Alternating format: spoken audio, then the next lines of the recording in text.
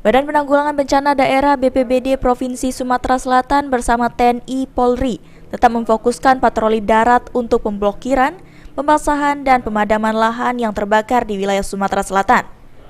Menurut Sudirman, Kepala Bidang Penanggulangan Bencana BPBD Sumatera Selatan, pihaknya terus berupaya melakukan pemadaman agar kebakaran hutan dan lahan yang terjadi tidak semakin meluas.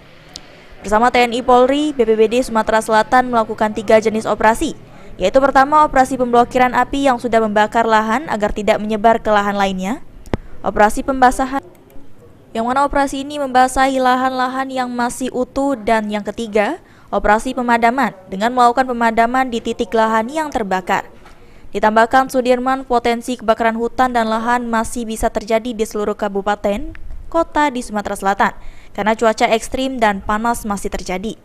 Diperkirakan hujan akan turun di bulan November menurut BMKG. Saat ini sumber air yang berada di lahan kebakaran hutan dan lahan sudah mengering.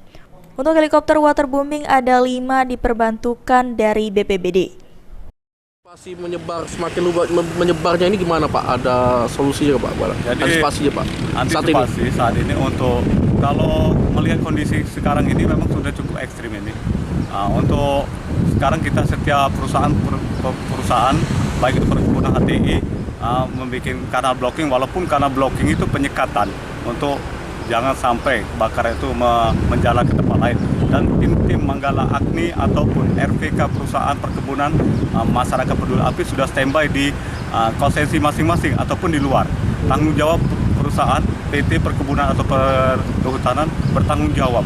Di luar konsensi mereka dia bertanggung jawab. Sekarang teman-teman kita di tim darat di kabupaten yang terdampak asap akibat kebakaran hutan dan lahan itu sudah memaksimalkan mungkin untuk pemadaman agar pemadaman ini jangan sampai meluas dan menyebar. Aji Delia, PAL TV.